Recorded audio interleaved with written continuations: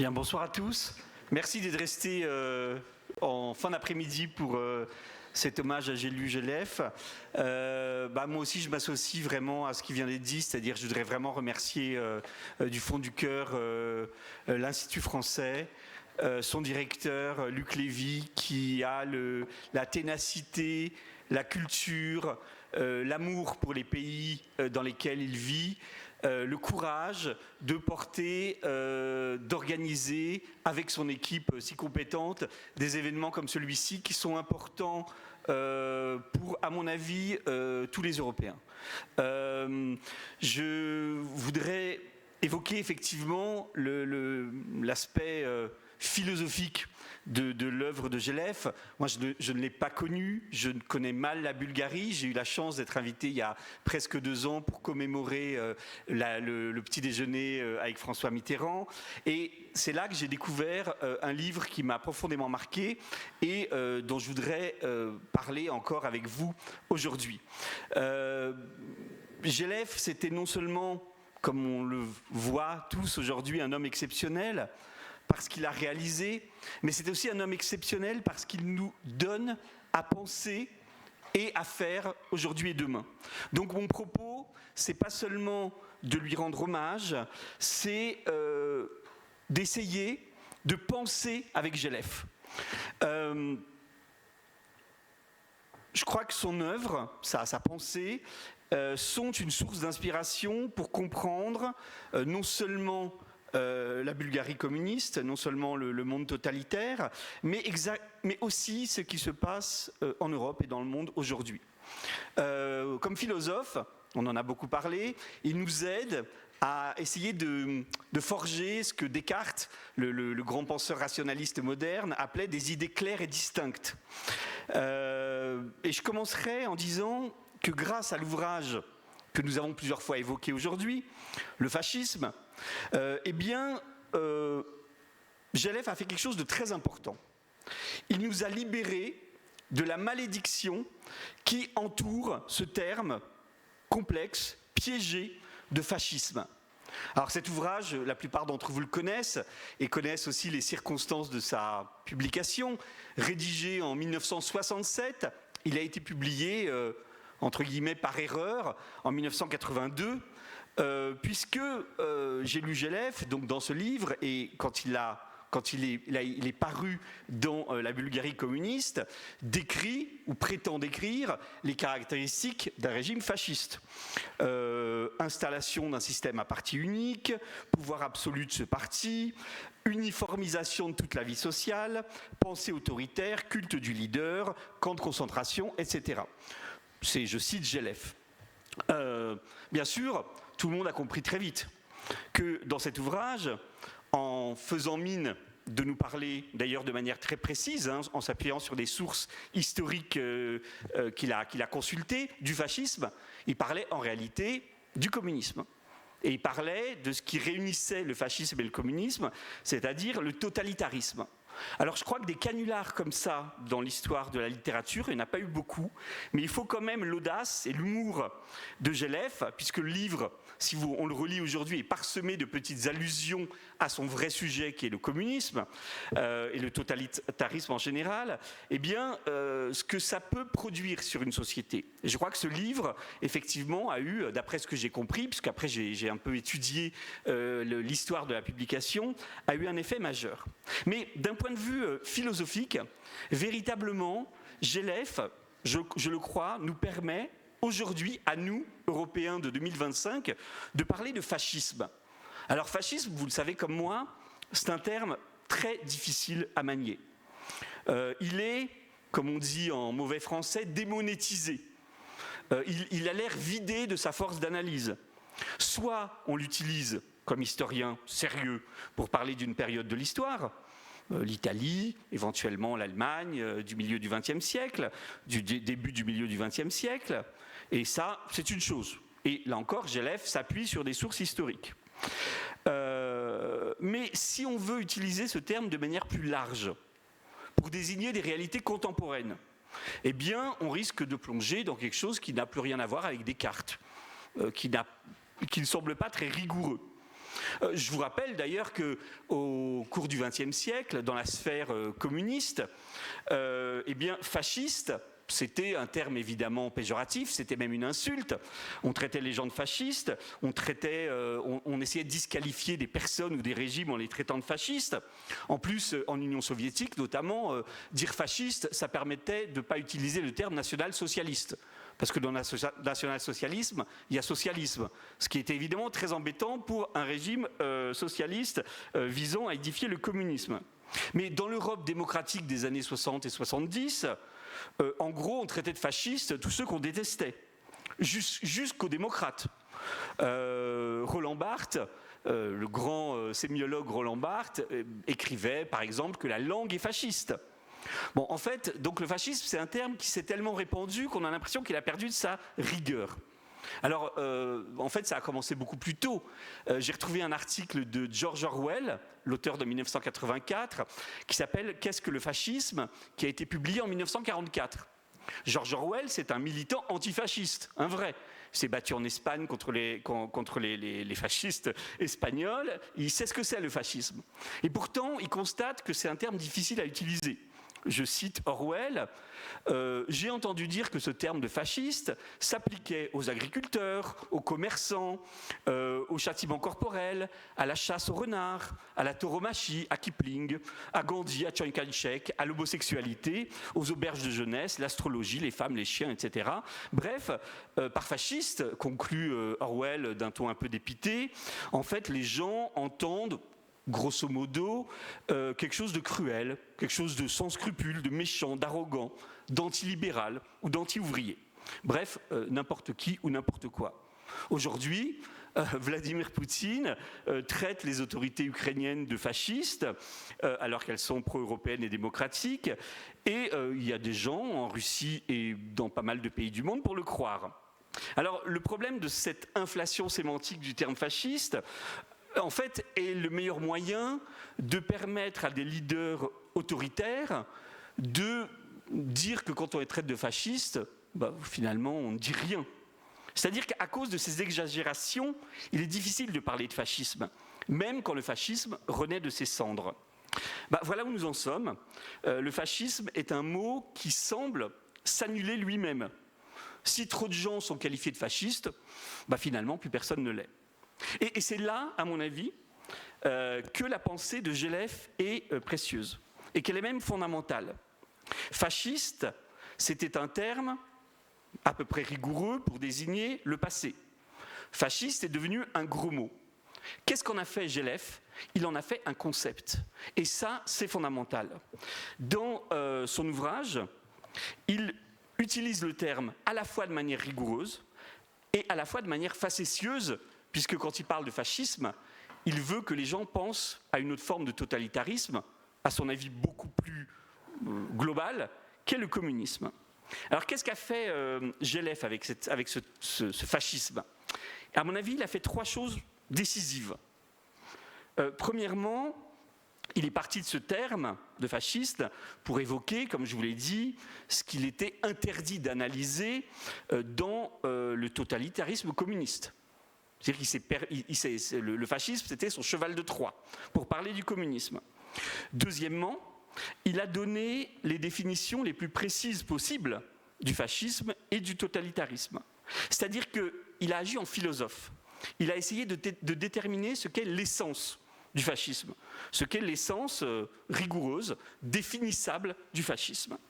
Et puis, troisième opération sur laquelle je vais un peu m'appesantir maintenant, qu'il a faite, Gélef, dans ce livre, et puis dans la préface, dans la postface, dans les chapitres qu'il a ajoutés plus tard à cet ouvrage, eh bien, il suggère que le fascisme et que le totalitarisme peuvent dépasser le cadre de leurs incarnations historiques.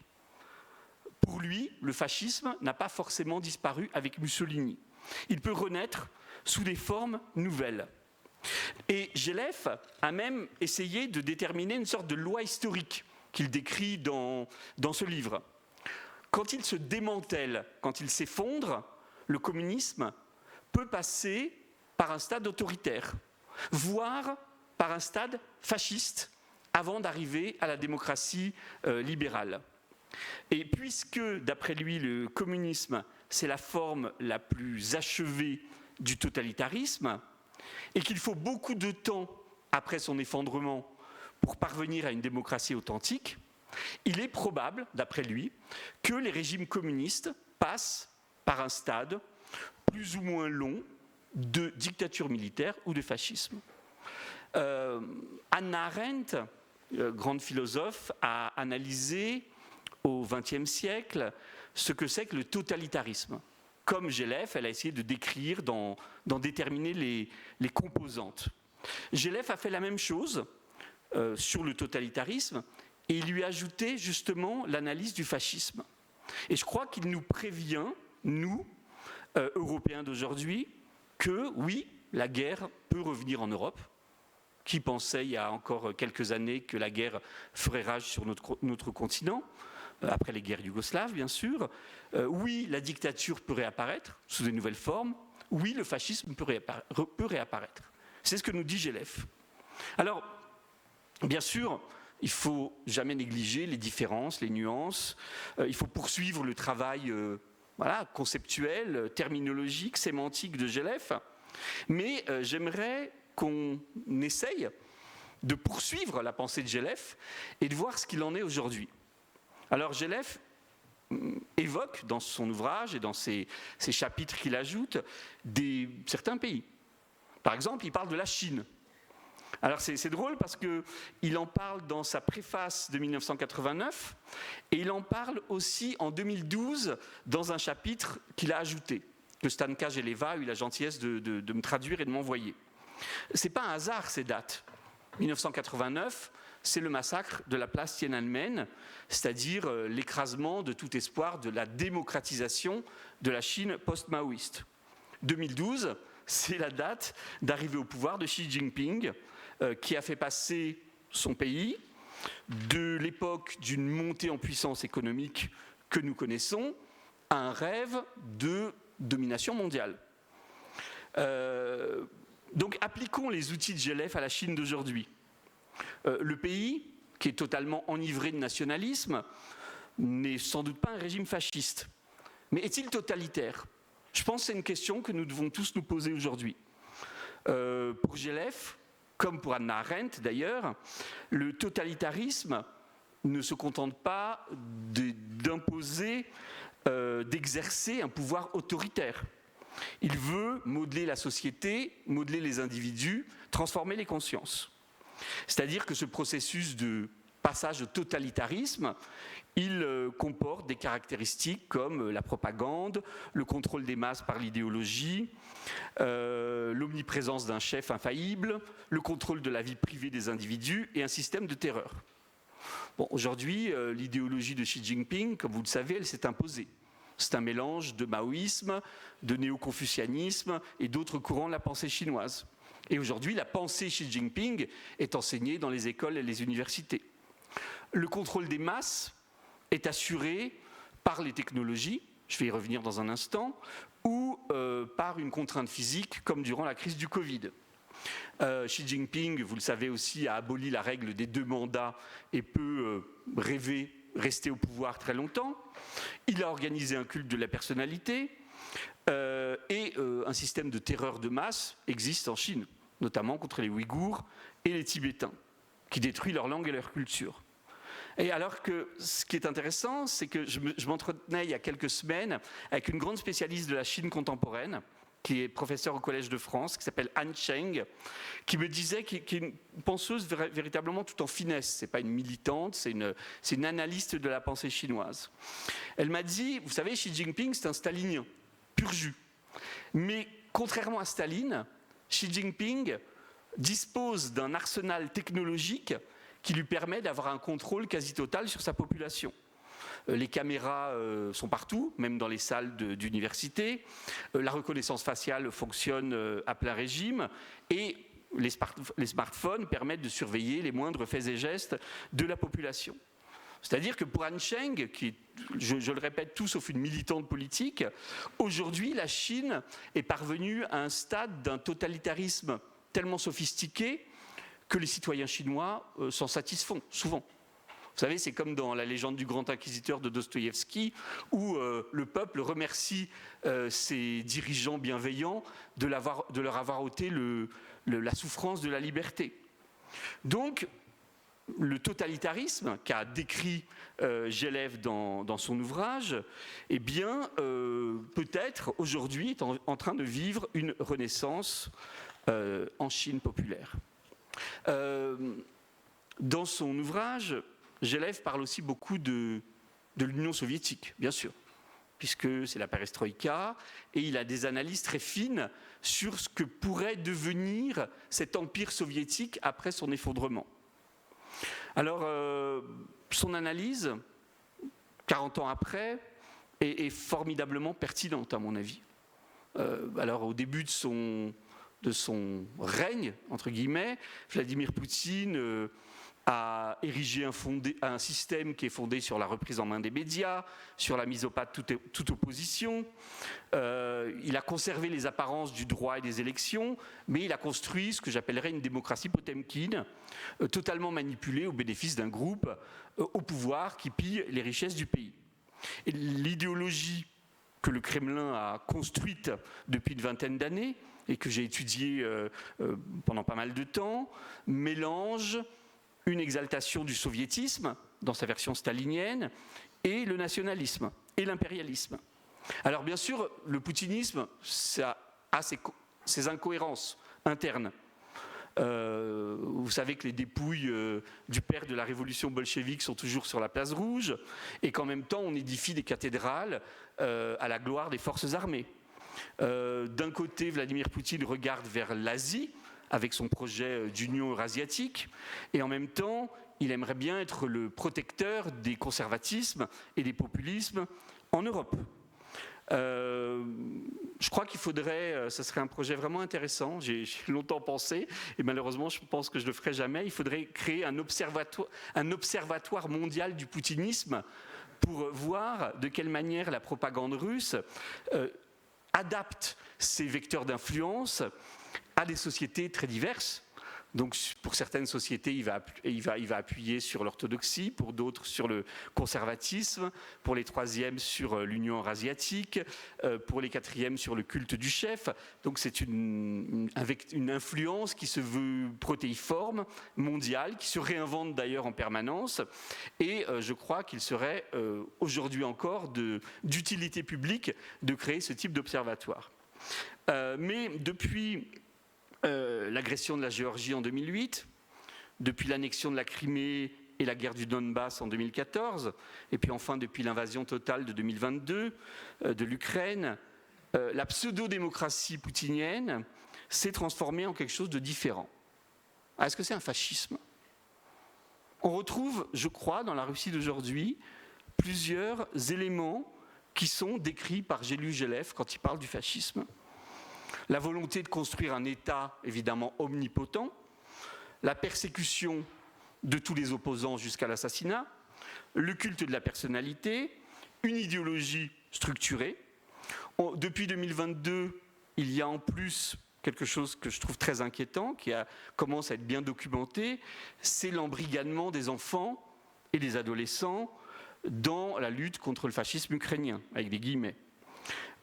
Cet embrigadement des enfants s'est intensifié très fortement depuis 2022. Il s'agit bien de ce que décrit Gélève dans son livre, exercer un contrôle sur les consciences, dès le plus jeune âge. Un autre élément, Vladimir Poutine, il y a quelques mois, a mis en place un programme étatique qui s'appelle le temps des héros, Vremya Geroev. Le président russe voudrait que les vétérans de sa guerre contre l'Ukraine deviennent des cadres dirigeants de demain. Et pourquoi pas d'ailleurs les plus hauts responsables politiques de la Russie poutinienne après Poutine. Ça me rappelle quand même ces vétérans de la guerre 14-18 qui se sont massivement engagés dans le fascisme italien. Aujourd'hui en Russie, comme vous le savez, les ennemis du peuple sont stigmatisés, sont punis. L'art libre a presque totalement disparu. Et puis enfin, il y a un élément millénariste dans l'idéologie poutinienne aujourd'hui, c'est-à-dire l'idée que la guerre contre les nouveaux nazis ukrainiens et l'Occident décadent sont l'horizon de ce régime. La volonté d'un changement mondial est explicite dans le discours poutinien. Bref, exalter la différence russe, porteuse de valeurs messianiques, doit mener, selon Poutine, à renverser l'ordre démocratique européen, aidé par des gouvernements plus ou moins ouvertement pro-russes. Alors, certes, la Russie aujourd'hui n'interdit pas à ses ressortissants de quitter le pays quand ils en ont les moyens. Elle ne possède pas, à ma connaissance, de vastes camps de concentration, même si les conditions d'incarcération sont d'une violence inouïe. Je crois qu'on peut dire aujourd'hui que la Russie est en voie de fascisation. Et là encore, le concept de Gélef nous aide parce que essayer de mettre des mots sur les réalités est quand même la première tâche d'une analyse de la situation. Alors je terminerai en évoquant une situation plus étonnante, tout aussi dangereuse d'ailleurs. Gélef était plus que conscient du fait qu'un régime communiste ne se transformerait pas de manière douce et directe en démocratie, mais, comme il le dit, pouvait se réincarner en régime autoritaire ou en fascisme. Gélef, dans son livre, admet aussi bien volontiers que l'histoire n'est pas le terrain des lois. Bon, Hegel et Marx pensaient qu'il y a des lois de l'histoire. Gélef, qui s'est détaché du marxisme, sait que l'histoire est faite aussi de nouveautés et d'imprévus. Dans sa préface de 1989, il écrit « La vie, qui est toujours plus riche que les schémas, nous surprendra certainement par des combinaisons bien plus incroyables que nous ne soupçonnons même pas. » Il ne croyait pas si bien dire.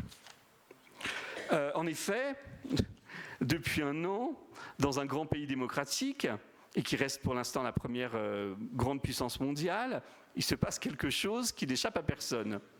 En réalisant Donald Trump, les Américains ont voulu ce bouleversement.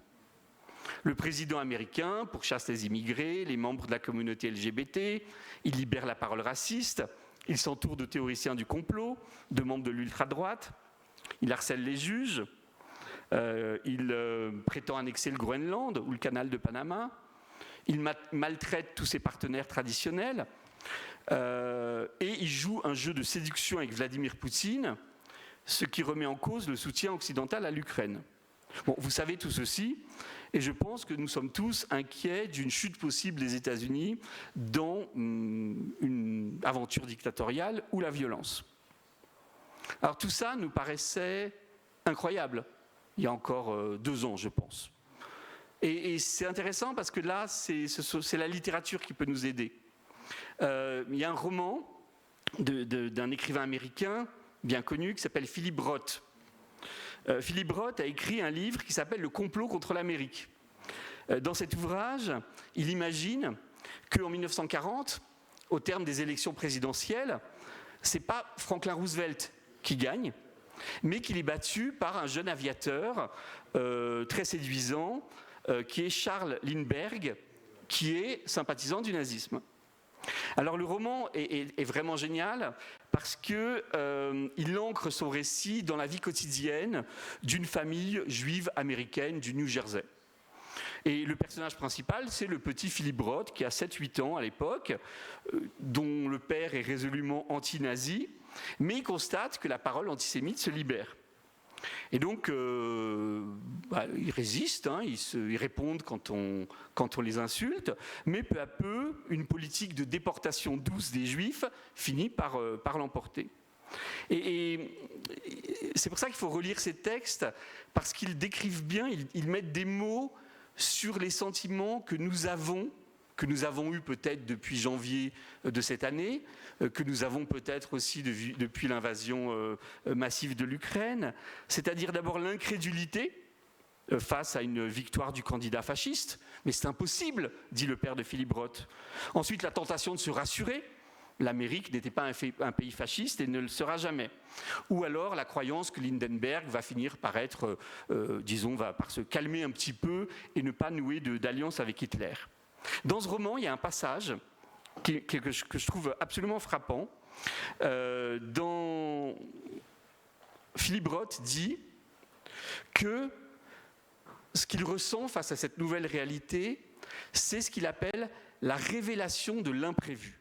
La révélation de l'imprévu, c'est quand l'histoire que nous avons l'habitude d'étudier et qui nous paraît suivre son cours déterminé, soudain nous saute au visage.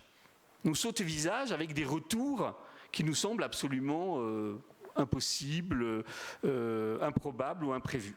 Et je crois que c'est ce que ressentent beaucoup d'Européens en écoutant Donald Trump être en train d'abîmer, si ce n'est plus, la démocratie américaine. Quand on voit Donald Trump recevoir Vladimir Poutine en grande pompe à Anchorage, en Alaska.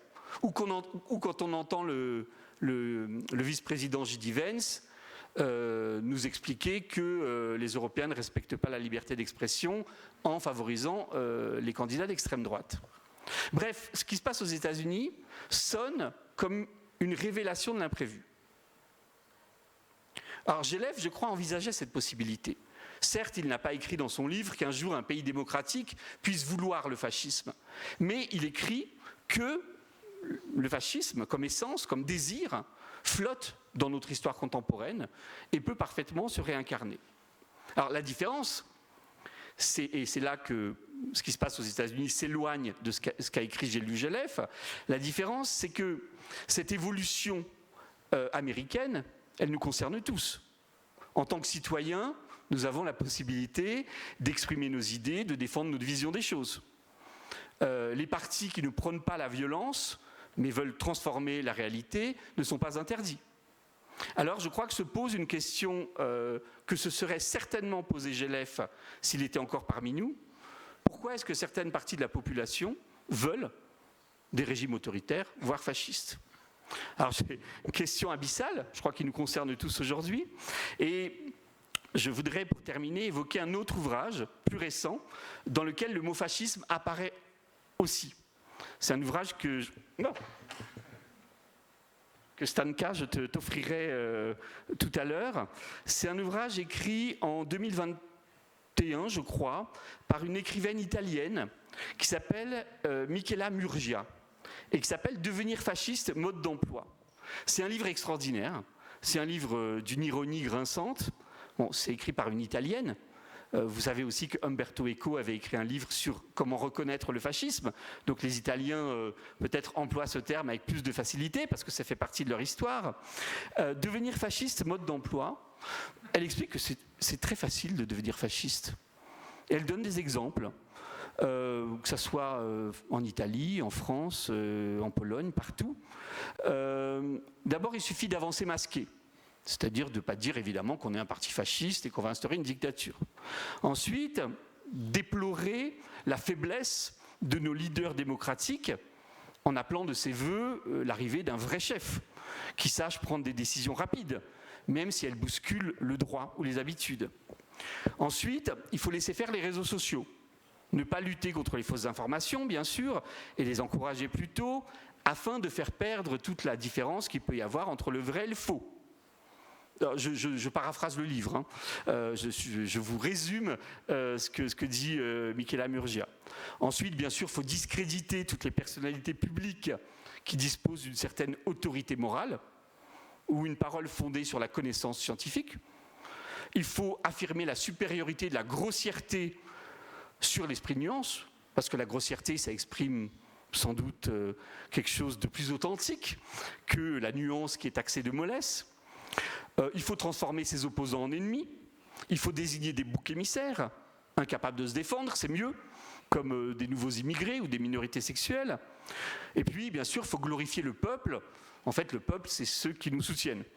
Il faut montrer que l'histoire n'est pas terminée, que les pages honteuses de notre passé peuvent redevenir acceptables, voire glorieuses. Il ne faut pas avoir peur de la violence quand elle est jugée nécessaire. Murgia écrit, comme un présage, c'est ça la beauté de la démocratie. Contrairement au fascisme, on peut toujours l'utiliser contre elle.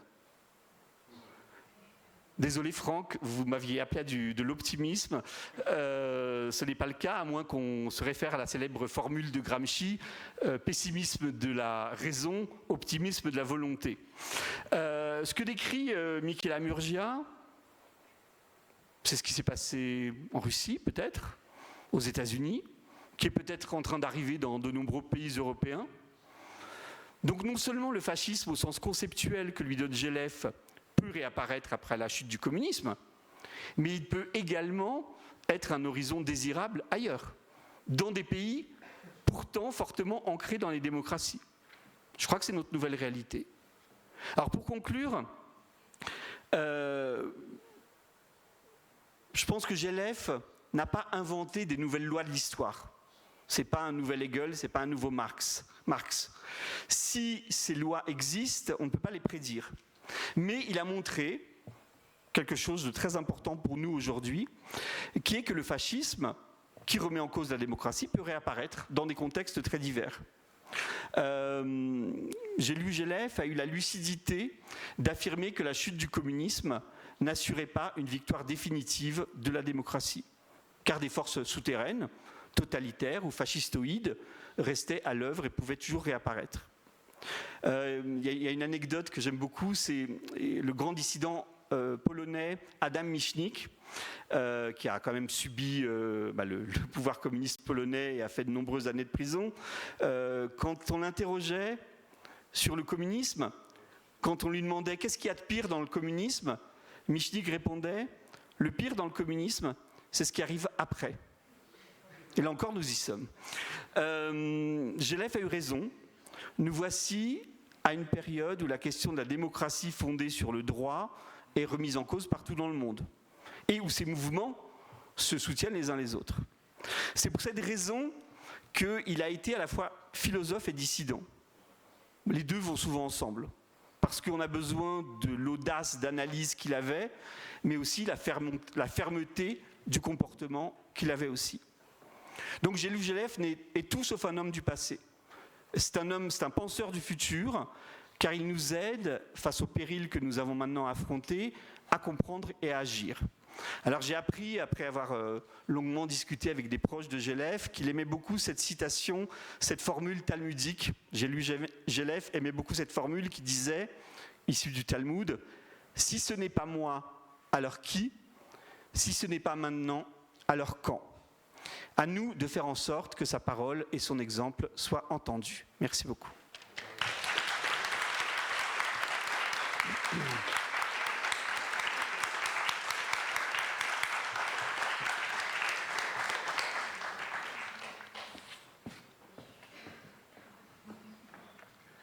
Alors, malheureusement, nous devons conclure. Je ne citerai pas le Talmud, mais je ferai référence à une célébration qui me plaît beaucoup ici en Bulgarie, qui est, je trouve, une tradition lumineuse. C'est la fête des veilleurs qui se tient le 1er novembre. Et elle rend hommage, cette fête, dans les heures les plus sombres aussi de la nation, aux écrivains, aux enseignants, aux penseurs, aux artistes, non pas à ceux qui cherchaient absolument à conserver le pouvoir, mais à ceux qui veillaient sur les consciences, sur la conscience d'une nation. Et je crois que tout ce que nous avons entendu aujourd'hui de façon si brillante, quand vous avez rendu hommage à Gelef, c'était justement saluer l'un de ces veilleurs, un veilleur bulgare, un veilleur européen, qui a une dimension universelle, qui nous a fait honneur de ses liens avec la France et de son amitié pour la France, et qui nous rappelle ainsi que l'engagement politique et l'exigence morale peuvent aller de pair. Refuser donc l'arbitraire, penser à contre-courant, cela a été dit, et cela a été dit si brillamment aussi par Michel maintenant, défendre la raison, la mesure et la dignité humaine. Et je crois que telle a été la ligne de vie de Gelef. Donc avec ces mots, je voulais vous remercier très chaleureusement de tout mon cœur d'avoir accepté notre invitation, d'être venu ici à l'Institut français de Bulgarie et vous dire encore une fois que c'était un grand honneur de vous recevoir ici et pour toute l'équipe de l'Institut français, je pense une fierté d'avoir organisé cet hommage à Géliou Gélès. Merci beaucoup.